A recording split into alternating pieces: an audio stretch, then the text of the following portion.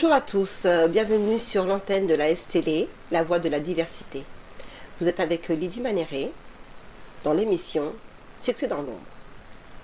Aujourd'hui, nous accueillons Valérie Nakata.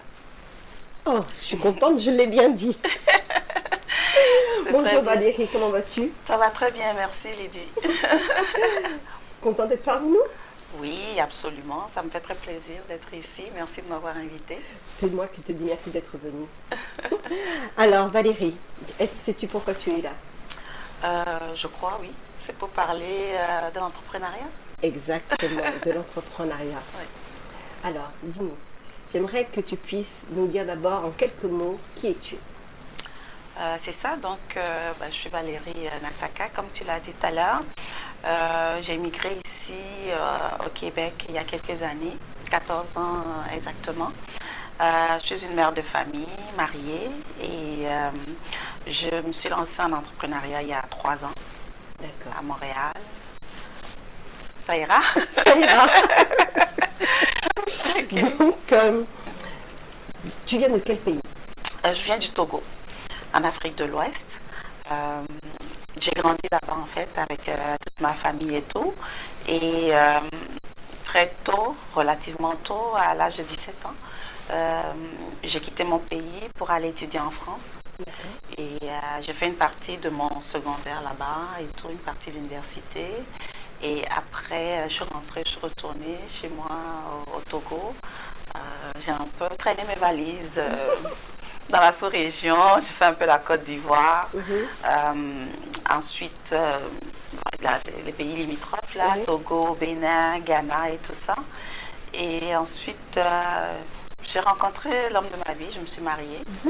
Et ensemble, on a donc commencé à faire la demande d'immigration pour venir s'installer au Québec. D'accord. Tu étais où en France? J'étais à Paris. D'accord. Ouais, à la capitale. Dans la capitale. Une belle ville, hein? Ok. D'accord. Est-ce que tu peux nous dire en quelques mots ton parcours éducatif? Mon parcours éducatif, après le secondaire, j'ai un peu pataugé, on va dire, dans le système éducatif. J'ai eu vraiment beaucoup de mal à trouver ma voie. Donc, j'ai fait l'université, mais j'ai fait 3 formations différentes, un an. Parce que ça, je me cherchais. Je vais essayer les sciences économiques. Après 1 an, j'ai pas aimé ça. Après, je me suis dit, bon, je vais faire l'administration économique et sociale. Après 1 an, j'ai pas aimé ça. Et la 3e année, je me suis dit, bon, ma vieille, il va falloir trouver quelque chose. Et finalement, j'ai compris, en fait, moi, j'avais besoin d'une formation diplômante. Le système universitaire avec les cours magistraux, où vraiment on est laissé à soi, il faut se discipliner soi-même. Non, je pense pas ma tasse de thé. Alors, j'ai donc décidé de faire ce qu'on appelle un BTS. C'est différent du système ici, mais ça correspond à peu près, on va dire, c'est comme si on faisait 2 ans à l'université. C'est ça. Mais c'est un diplôme technique, c'est diplômant. Tu sors, tu es opérationnel, tu peux travailler tout de suite. Tu veux dire que tu parles du système français, oui. D'accord, qu'on ne trouve pas ici au Québec. On ne trouve pas ici. Et donc, tu as fait donc un parcours professionnel. C'est ça, tout à fait. En informatique. En informatique. Oh, en informatique. Oui, en informatique. Moi, je croyais que c'était... Non. On va y revenir après, je pense. Ok. En informatique, et donc? Oui, mais j'ai aimé ça. C'était super bien, je me sentais plus dans mon élément après les 2-3 ans que j'ai perdus.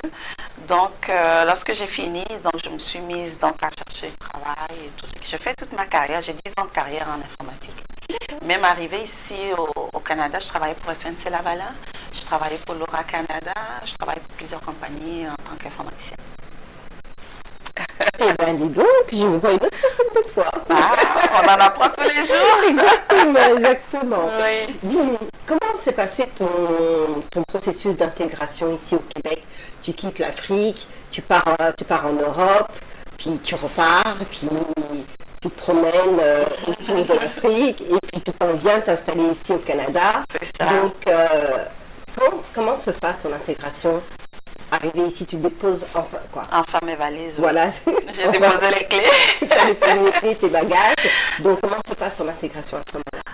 Mais je dirais que ça se passe plutôt bien. J'ai eu quelques petits soucis au début, moi, par rapport au climat, je dirais. J'ai eu vraiment beaucoup de problèmes à m'intégrer à l'hiver canadien. Oh. J'ai cette facilité, je pense, du fait de mes voyages précédents. Je pense que je suis assez aventureuse dans l'âme et je m'adapte quand même assez facilement.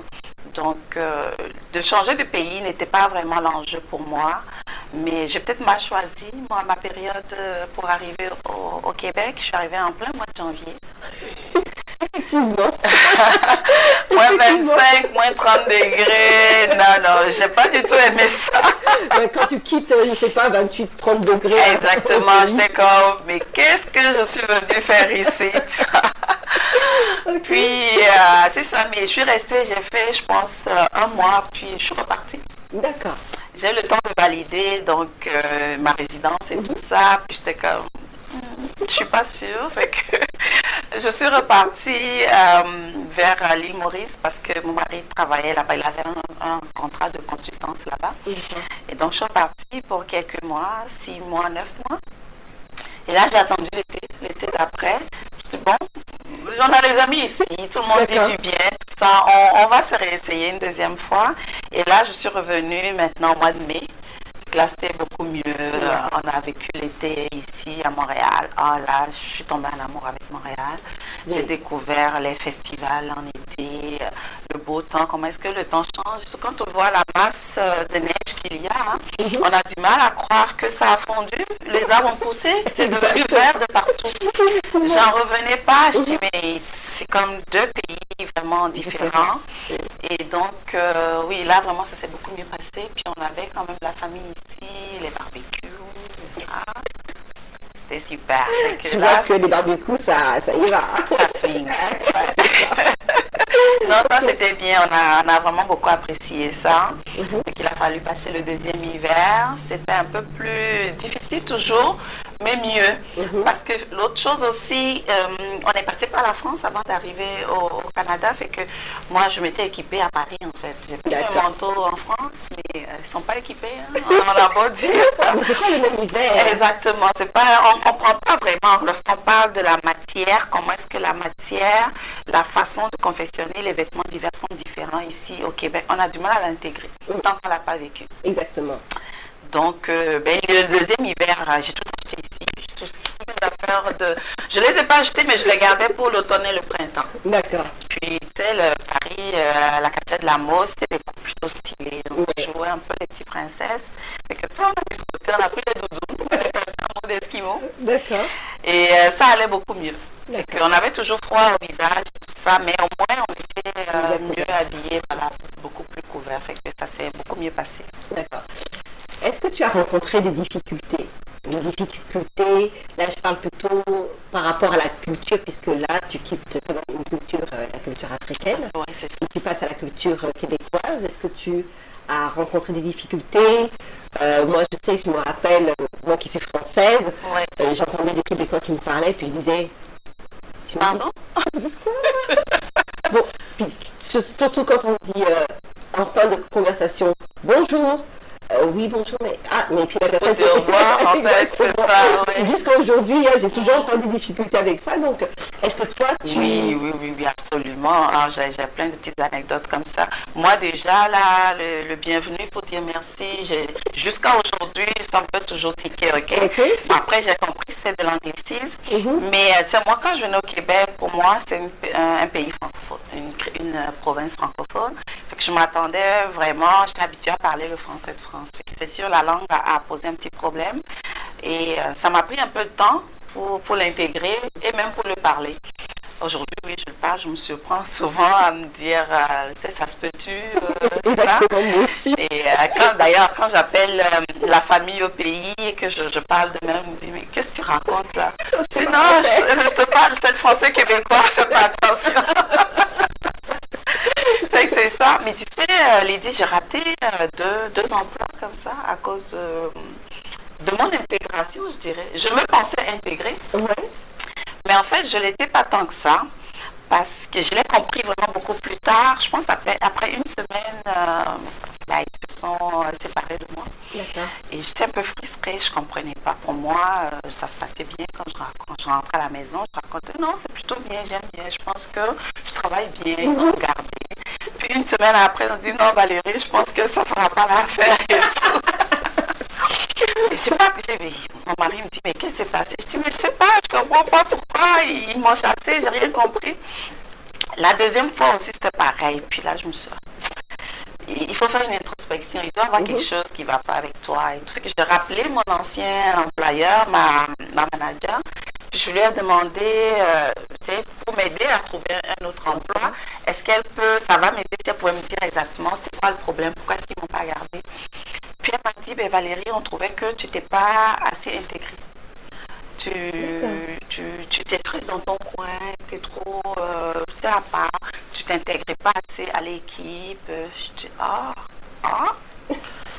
ok. D'accord. Ça n'avait rien à voir avec mes performances professionnelles. C'était plus social. D'accord. Mais moi, je pense que c'était culturel. Tu sais, dans mon pays, on est quand même assez réservé, assez... Comment je peux dire ça? Ouais, on a une culture quand même assez... On n'est pas assez exubérant. On va le faire effectivement quand on est habitué à la personne. Pour moi, qu'après 2 mois, 3 mois dans ce travail, j'aurais fini par être plus ouverte. Mais moi, au début, je me disais, tu sais, on te watch, tu fais attention. Puis j'essayais de me comporter. Mais c'était pas la chose à faire. C'était le contraire. Non, il fallait que je montre que je les aimais bien, je me sentais bien avec eux, fait qu'il fallait aller luncher avec eux, il fallait parler de mon week-end, de ma journée, ce qui me plaît, ce qui me plaît pas. Il fait beau, il y a le soleil. Fait que ça m'a pris un peu de temps pour le comprendre. À part ça, qu'est-ce que une fois que j'ai compris ça, je pense que ça a été très vite en fait. J'ai pu m'intégrer assez facilement. Qu'est-ce que j'ai eu d'autre comme difficulté?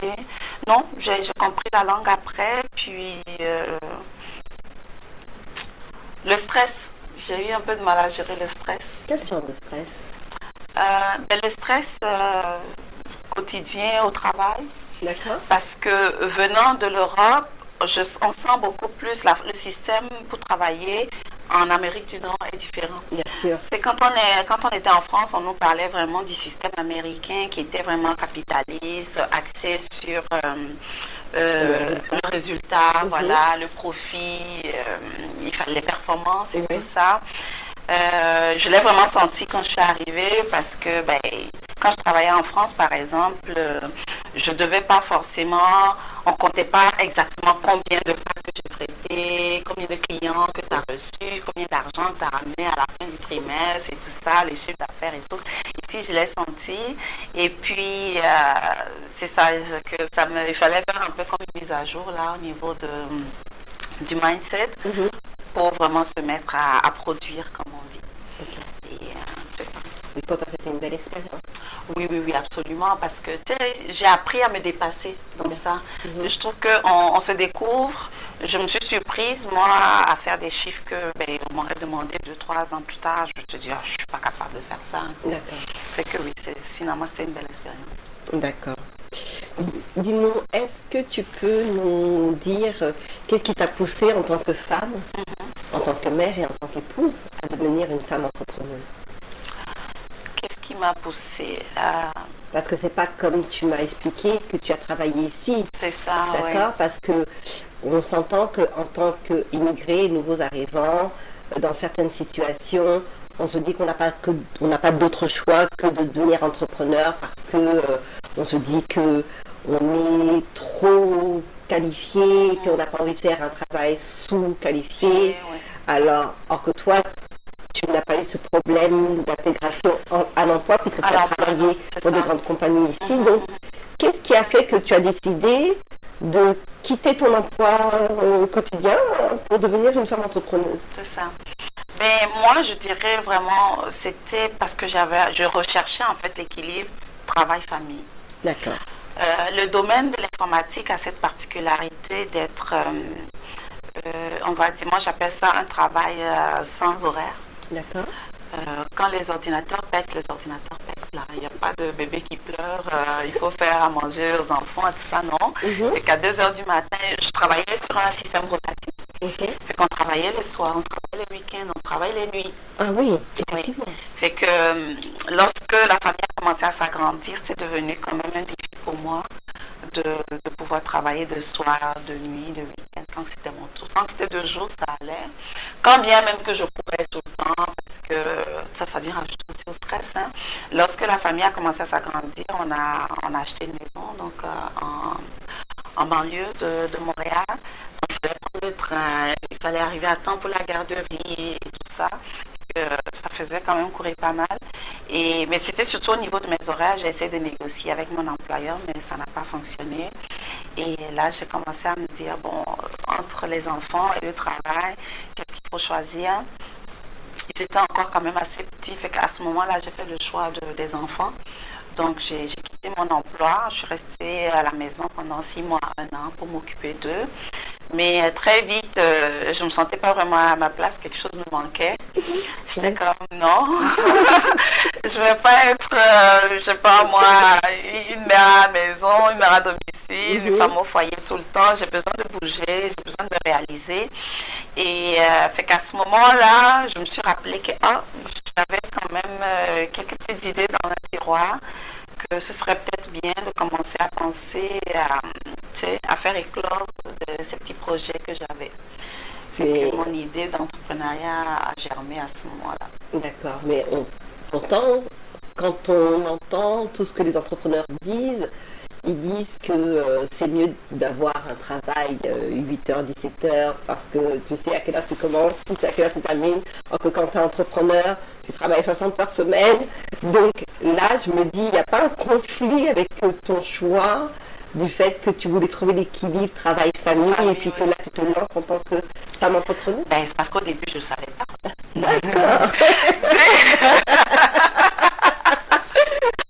L'entrepreneuriat, on nous le vend ou bien on le perçoit comme un travail qui va te permettre de faire ton programme, ton schedule comme tu le veux. Du coup, tu as le temps donc de t'occuper de ta vie de famille et après tu travailles la moitié du temps souvent. Et puis après, tu as le temps pour t'occuper de ta famille. Une fois qu'on a la main dans le cambouis, on se rend vite compte que c'est pas aussi simple. Mais c'est vrai qu'on a toujours cette flexibilité-là. C'est sûr qu'on travaille beaucoup plus d'heures, mais c'est des heures que tu peux organiser toi-même. Moi, quand je travaille et qu'il est 15 heures que je dois aller chercher mon enfant à l'école, je fais une pause puis je vais le chercher, quitte à reprendre 1 heure plus tard ou je termine après le soir. Mais quand j'étais en emploi, je ne peux pas dire à mon employeur, bon, là, il faut que j'arrête, je vais terminer le soir, puis t'envoyer le rapport demain. Ça ne fonctionne pas. Fait que oui, par rapport à ça, oui, même si je travaille plus d'heures, c'est quand même flexible, j'ai quand même le temps de m'occuper de la famille, de ce qu'il y a à faire, avant de retourner terminer ce que j'avais à terminer dans ma journée, par exemple, ou avancer sur X, Y, Z. Oui. Ok.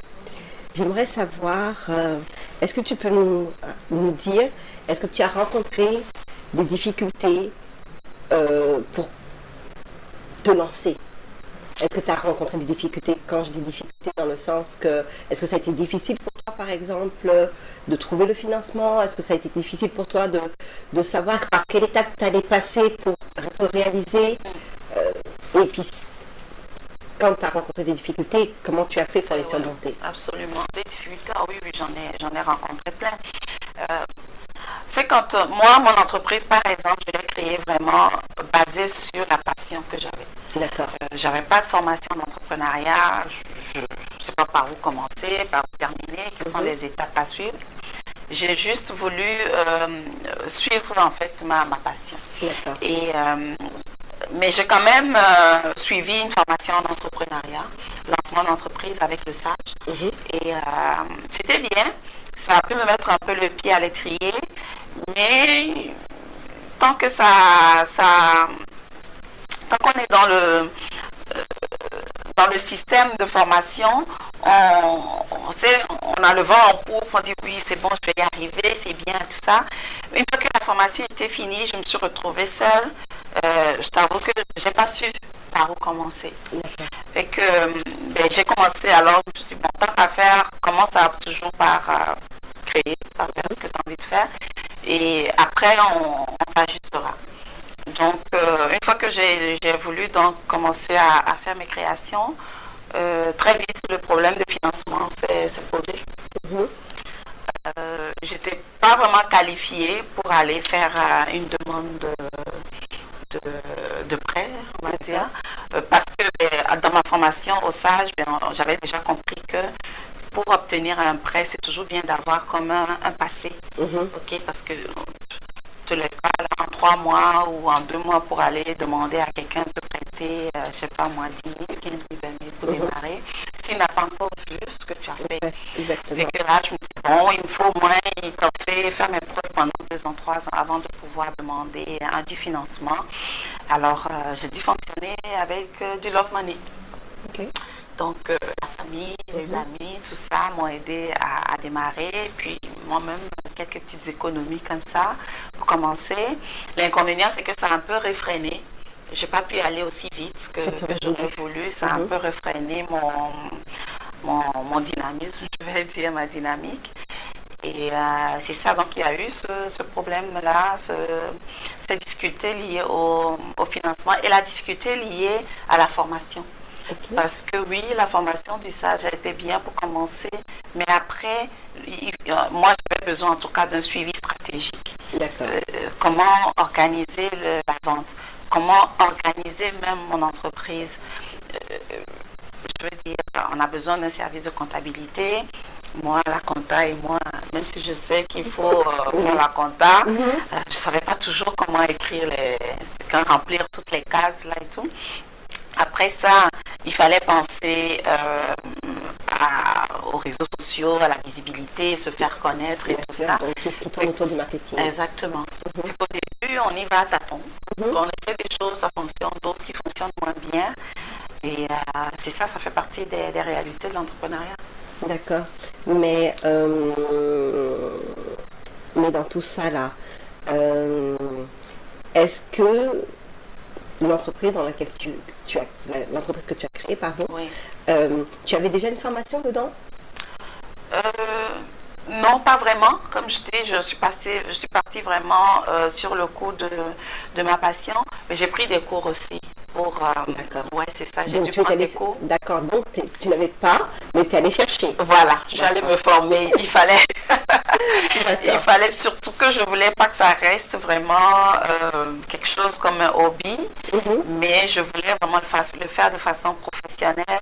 Donc, j'avais pas le choix que d'aller me former, d'aller chercher comment vraiment bien faire la chose. D'accord. Ok.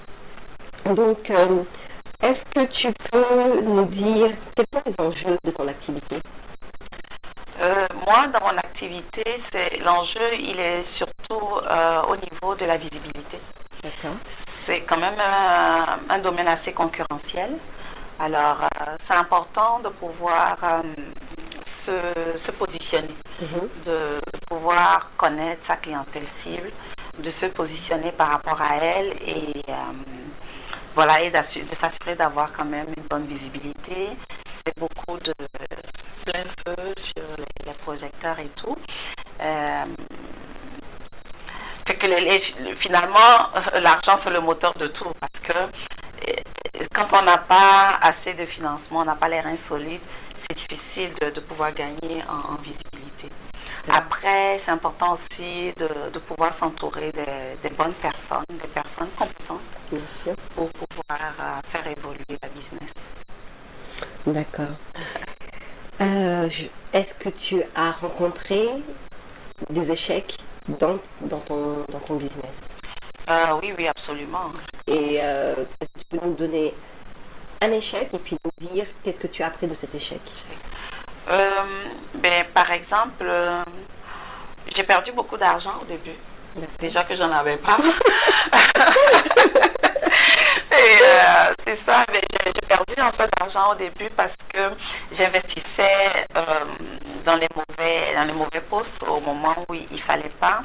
Et c'est là que j'ai compris qu'il fallait donc me former. Donc j'ai créé des produits qui ne se vendaient pas, en fait, qui ne se vendaient pas bien, parce que je n'ai pas pris le temps de vraiment bien étudier mon marché. J'ai fait une étude de marché sommaire, mais je n'ai pas fait une étude de marché détaillée. D'accord. Et l'autre chose aussi, vu que c'était du love money, j'étais pressée en fait de vite rentabiliser et de pouvoir rembourser le monde autour de moi. Et quand on est pressé, hein, finalement, il y a toujours des ratés, on finit par s'enfarger un peu. Donc, par rapport à ça, lorsque mes produits ne se vendaient pas, ça m'a un peu découragée aussi, que j'avais tendance à baisser les bras, donc il fallait me redynamiser, me rebooster pour recommencer de plus belle. Et donc finalement, j'ai dû trouver une approche pour me réadapter à la clientèle et tout, et de pouvoir offrir un produit beaucoup plus novateur. Alors, Valérie, tu peux nous dire, on est en train de parler depuis tantôt, je pense que les spectateurs veulent savoir de quoi on parle exactement. Donc, est-ce que tu peux nous dire, c'est quoi ton activité? On parle de vêtements. Moi, mon entreprise, vraiment, c'est dans la mode. On parle de fashion, spécialement Afro-Fashion. Oui, c'est ça, on parle de vêtements. Je suis dans ma formation que j'ai faite finalement, c'est ça, je me suis formée donc en stylisme. Je suis styliste, designer, créatrice, artiste. Ça fait quand même beaucoup de temps C'est correct. C'est ça, et donc, c'est ça, je design donc des vêtements que j'appelle de mode afro-bécoise, pour faire donc un lien entre l'Afrique et le Québec. Wow. Donc, c'est vraiment une ligne de vêtements qui rejoint la femme québécoise d'origine afro. C'est tout ce qui est de la communauté noire qui se retrouve donc dans ce design-là. Et les Québécoises qui aiment donc tout ce qui est coloré, ethnique, imprimé et tout ça. D'accord. C'est ça, donc j'ai fondé donc ma marque Nataka il y a 3 ans de cela. Et donc je fais des vêtements, je design les vêtements, ensuite je passe à la confection et ensuite à la vente. Ça fait 3 volets quand même. J'ai une équipe de couturières avec qui je travaille. D'accord, tu viens de me voler ma question. Je te dévançais. Exactement. Tu savais déjà ce que j'allais te demander. D'accord. Donc tu as une équipe qui fait. C'est ça, oui. J'ai appris la couture moi-même, mais c'est sûr que en quelques semaines, quelques mois, je peux pas avoir la même expérience comme quelqu'un qui est vraiment dans le travail depuis. J'ai une très belle équipe. D'ailleurs, ma chef d'équipe de la production, elle a 30 ans de carrière. Je l'avais présentée il n'y a pas longtemps sur ma page Facebook à mes internautes. Fait que on travaille ensemble avec elle. C'est vraiment comme un travail de partenariat qu'on fait. On regarde les designs ensemble. Qu'est-ce qui va être vraiment novateur, vendeur, qu'est-ce qui est tendance et tout ça. On monte tout ensemble et tout, puis après on passe donc à l'atelier pour confectionner tout ça. Et ensuite je le propose, je le vends sur mon site internet, donc nataka.ca. J'ai une boutique Etsy aussi en ligne, natakadesign.etsy.com. C'est ça. Puis je fais aussi des expositions, des salons, des défilés. Ah ben tiens, j'en ai fait un il y a un mois, au mois d'avril. C'est là où on s'est connus. Oui, c'est ça.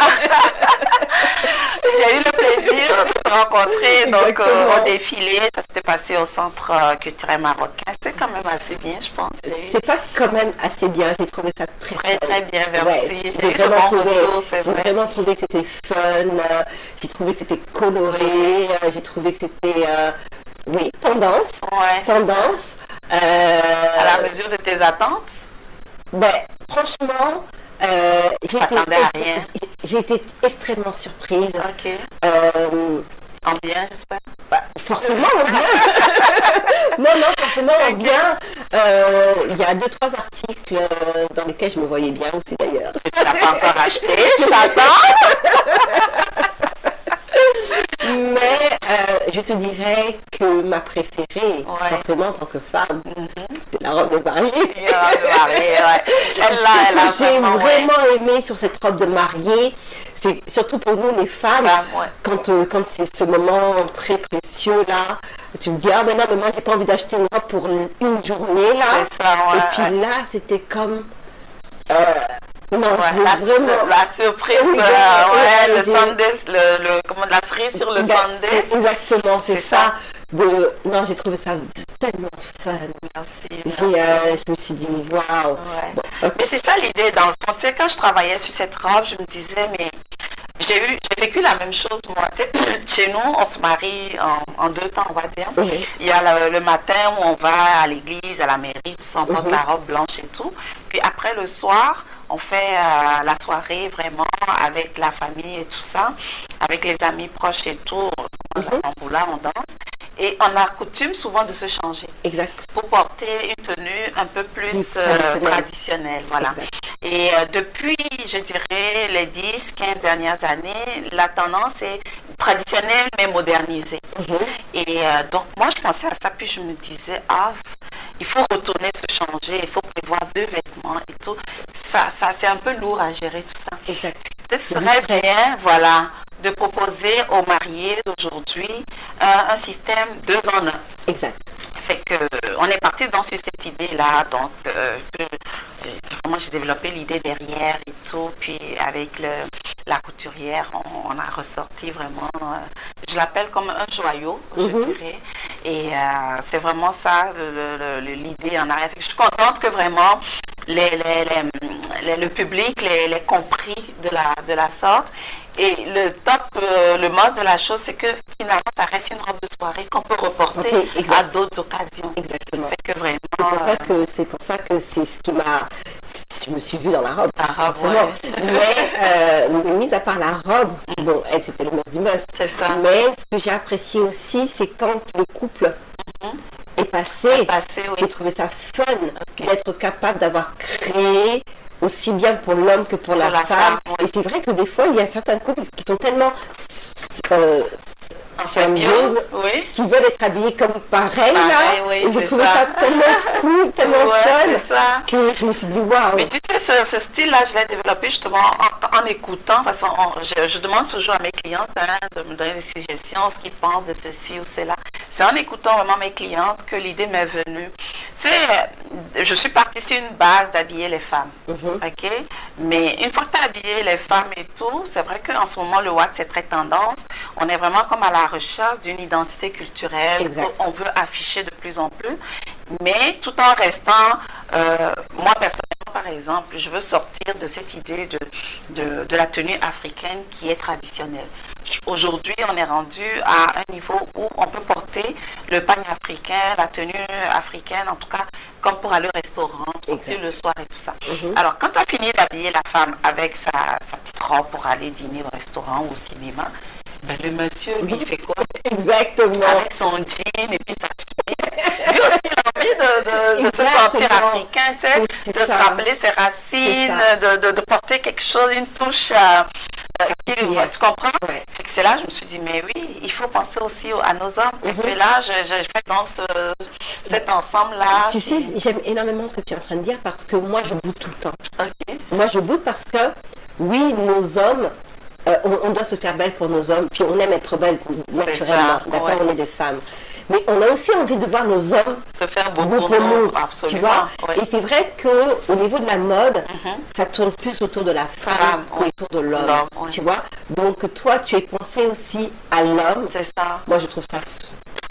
c'est super. Mais c'est ça, tu sais, ça suit un peu comme, tu sais, le processus de la création, la femme, et puis l'homme. Après... La famille s'agrandit, fait que ne soyez pas surpris. Bientôt, quand vous aurez aussi des vêtements pour enfants, bébés et autres. Et tout. En tout cas, on essaie de répondre vraiment à la demande de ce que les clients veulent, ce que les gens veulent retrouver ici. Puis qu'on essaie vraiment, j'essaie vraiment par Nataka d'essayer de satisfaire du mieux que je peux à la demande qui est en ce moment vraiment à Montréal par rapport à ça. D'accord. Donc, c'est ça. Alors, moi, j'aimerais savoir, avant de parler des bijoux que tu nous as mis sur la table, j'aimerais savoir, c'est qui ta clientèle, qui tu vises?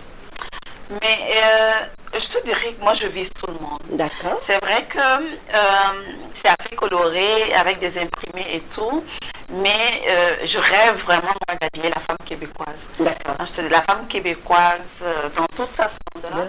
Tu sais, Montréal a cette particularité vraiment d'être une ville mixte, hein, une ville, tu sais, on parle souvent de la diversité et tout Bien ça. sûr. Nous sommes québécoises, mais nous venons tous d'ailleurs, toute race, toute ethnie confondue. Moi, je ne vise pas forcément l'africaine, l'haïtienne, les îles et tout ça. Oui, je les vise aussi, mais je vise aussi la québécoise, je vise aussi la femme, la mexicaine, la portoricaine, la française et tout. Toutes, je veux franchement un style inclusif. Si tu te retrouves vraiment dans ce que je fais, dans la couleur, dans les imprimés, c'est j'ai envie de t'habiller. En fait, moi, c'est ça. À partir du moment où tu es une femme, je t'habille. C'est ça, une femme et un homme aussi. J'habille les hommes maintenant. D'accord. Oui. Est-ce que tu peux nous parler de ces beaux bijoux? Oui, ça c'est des bijoux en fait que j'ai fait aussi pour compléter un peu mes créations. C'est vrai que je suis plutôt à 75% dans les vêtements, mais je fais aussi des accessoires parce que c'est un vêtement, il est vraiment beau quand il est agrémenté d'accessoires pour mieux le valoriser. Donc là, c'est des bijoux au style inspiré en fait du Kenya. Les femmes du Kenya qui ont l'habitude de porter des colliers dans ce style-là. C'est des perles qui viennent du Kenya. Donc je design comme ça pour faire des coupes assez, je dirais, particulières. Imaginez-moi. Wow. Et puis, comme je te le disais tout à l'heure, c'est ma couleur préférée. C'est un bleu qui te va ravir, mon Dieu. Je te dis. Et tu veux que je t'aide à te le porter? Tu n'enlèves plus après. Non, non, non, de toute façon, je pars avec tout à l'heure. Hein. Ah, ben ça, comme tu veux, il n'y a pas de souci. Tu vas pas repartir avec à la maison. Mais j'ai aucun problème avec ça. Il est avant, hein? Bien sûr. Ah oui, bien sûr, il est avant. Okay, ah ouais, ça te fait vraiment bien, oui. C'est ok. C'est ça. Donc, c'est ça. Donc, j'ai voulu vraiment mettre en valeur une collection de bijoux qui fait penser à ça, parce que je trouve que ça fait un style tout à fait moderne qu'on peut porter donc, en ville, tout en gardant donc dans le style, dans sa pureté et son authenticité, cette touche donc un peu ethnique que j'essaie de ramener. J'ai aussi des pochettes, des chaussures habillées au wax, des ceintures. Il y a plein de petites choses là à découvrir. D'accord. Bientôt. Donc on peut vraiment être habillé des pieds à la tête. À la tête, oui. Chez toi. C'est ça. C'est sûr que tout n'est pas porté en même temps. Bien sûr. C'est pas tout pas look de la tête jusqu'aux pieds. On aurait pu, hein? C'est ça. Ouais, bon, ça risque de faire peut-être un peu too much. Mais agencé comme il faut, je peux vous habiller de la tête jusqu'aux pieds. D'accord. Donc, on s'entend que tes bijoux peuvent être portés à n'importe quelle occasion. Oui, à n'importe quelle. C'est un bijou que je pourrais prendre pour aller au travail. Absolument. D'accord. Je peux porter pour aller au travail, pour aller dans puis un après, mariage, c'est ça, dans un 5 à 7 ou dans un mariage, c'est tout. Ça dépend avec quelle robe tu l'agrémentes, c'est ça. Bien sûr. Fait que selon que tu le portes avec une robe, on va dire tout aller, tous les jours, là, le week-end, ça va te faire un style un peu casual. Et après, quand tu la portes avec une robe habillée, une robe longue du soir aussi, ça vient donner vraiment la touche épicée qu'il faut donc, pour relever ça. D'accord. Donc, service produit. Oui. Service produit, donc tes produits sont donc des colliers, des accessoires, des ceintures, des sacoches, des chaussures, des vêtements pour hommes, pour femmes. D'accord. Est-ce que tu offres un service? Oui, j'ai aussi un service particulier en ce sens où je prends des commandes sur mesure aussi. C'est ce que je voulais savoir. Ah, ok. Non, je prends aussi des commandes sur mesure. Parce que parfois, il y a des gens qui me viennent avec leurs idées à elles, qu'elles cherchent peut-être depuis un bon moment, qu'elles ne trouvent pas. Fait que oui, je peux faire des commandes personnalisées. Vraiment, ça va être comme ta tenue unique à toi, que je prends les mesures et tout ça. Puis, quelques semaines après, tu ressors toute belle. Ok, super. Donc, parce que moi, vraiment, je fais du prêt-à-porter. Donc, j'ai la ligne prêt-à-porter et j'ai la ligne commande sur mesure. D'accord. Et donc, est-ce que tu peux nous rappeler, avant de nous rappeler, excuse-moi, j'ai une question pour toi. Oui. C'est, quelles sont tes aspirations pour le futur? Mes aspirations pour le futur, ben, c'est vraiment, tu sais, j'ai créé ce hashtag jamais sans mon wax. Je rêve, moi, dans chaque garde-robe, de pouvoir retrouver une tenue wax. Et comme on dit, la petite robe noire que toute femme est censée avoir, désormais, ça sera vraiment la petite touche wax que toute femme est censée avoir. D'accord. Fait que pas une semaine sans quelque chose de wax. Ça peut être un collier, ça peut être une sacoche, ça peut être un vêtement, une chaussure, tout ce que vous voulez, en autant que ça vient mettre un peu de couleur dans la garde-robe pour ressortir un peu du noir, du gris qu'on porte tout le temps. Et donc, par rapport à ça, tout cet été, je vais organiser beaucoup de pop-up shop, un peu comme des boutiques, comment on appelle ça déjà, des ventes privées. D'accord. Qui ne sont pas vraiment privées, c'est ouvert au public, c'est des boutiques éphémères. Donc là, j'en ai un que je prépare pour la semaine prochaine, le 2 juin, samedi. Ça sera à quel endroit? Ça sera au centre Saint-Pierre, 12 rue Panet. Regarde la caméra, arrête s'il te plaît. Ça sera au centre Saint-Pierre, 12 rue Panet, métro Baudry, de 13h30 à 16h30. D'accord. Donc, vous pourrez me retrouver là-bas pour pouvoir accéder donc à toutes ces merveilles, toucher, essayer et trouver votre bonheur. Essayer, c'est un piège. Hein? C'est pour que la personne puisse repartir avec. Hein? Ah, écoute, il faut bien que je puisse te convaincre de la beauté de la chose. Tu m'étonnes. D'accord. Est-ce que tu as d'autres événements qui s'en viennent? Oui, j'ai aussi un autre défilé là, que je vais faire au lancement de livre d'un artiste le 21 juin. En collaboration avec toi. Effectivement. Donc, c'est ça que je vous invite, si vous voulez venir voir nos mannequins, arborer nos jolis vêtements. Ça sera donc le 21 juin. Je vous mettrai l'adresse plus tard dans les commentaires. Je pense que je l'ai dit aussi pour vous le donner. Fait que c'est ça. Fait qu'il y aura donc le pop-up shop, le défilé et plein d'autres petites surprises à venir en été. Je ne vais pas tout vous dévoiler ici. Suivez-moi sur ma page Facebook, Nataka Design. J'ai aussi Instagram, Nataka Design. Et tapez Nataka, tout ce qui sort, c'est relié à moi. Et donc, tu as un site aussi? Oui, j'ai un site web, nataka.ca. Donc, sur lequel on peut retrouver aussi mes créations. Donc, c'est facile pour n'importe qui de passer une commande à travers le site. C'est ça, à travers le site, j'ai un formulaire contact. Et que la plupart des gens, justement, qui me cherchent sur Internet, m'envoient des messages là-bas. Et après, moi, je rentre en contact avec vous pour savoir exactement c'est quoi votre besoin. Et jusqu'à ce que satisfaction soit faite. D'accord. Avant de terminer, je vais te demander, est-ce que tu pourrais donner un conseil? Oui. Autant aux femmes qui aimeraient se lancer en entrepreneuriat que à toute personne qui a immigré ici au Québec, qui aurait envie de se lancer. Quel conseil tu pourrais donner? Ok. Personnellement, moi, l'aventure entrepreneuriat a été la plus belle, l'une des plus belles en tout cas que j'ai entamée jusqu'à date. Je trouve que le Québec offre quand même cette facilité pour créer, pour entreprendre. Pour toute personne qui a envie de se lancer en entrepreneuriat. Cependant, il faut quand même garder ce garde-fou. Entreprendre ne veut pas dire travailler quand on veut. Ne veut pas dire travailler moins d'heures que quand on est salarié. Au contraire, on travaille beaucoup plus d'heures. Mais ce qui nous motive, je veux dire, la différence qu'il y a entre travailler 8 heures pour quelqu'un d'autre et travailler 10 heures pour soi, c'est le plaisir de savoir qu'on le fait pour soi. Et qu'on fait ce qu'on a envie de faire. Fait que moi, je dirais c'est important d'entreprendre dans un domaine qu'on aime. Ne pas aller entreprendre parce que c'est ça qui marche. Fait que tout le monde dit que ça marche. On fait facilement de l'argent dedans. C'est une erreur. On fait de l'argent facilement dedans parce qu'on a les compétences pour. Si tu n'as pas les compétences dans ce domaine, mais que tu te lances, l'autre va faire l'argent, toi, tu n'en feras pas. Exact. Mais quand c'est un domaine que tu aimes, la plupart des grandes réalisations en ce moment se sont faites par passion.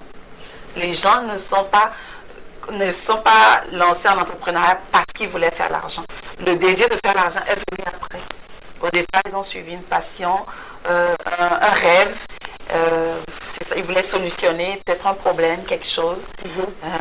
Tous les Facebook de ce monde, les Microsoft de ce monde voulaient aider, voulaient solutionner un problème, voulaient créer quelque chose par passion pour montrer qu'ils étaient capables de le faire.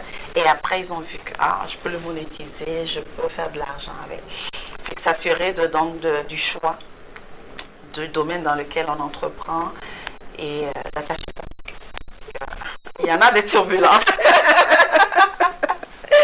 Effectivement.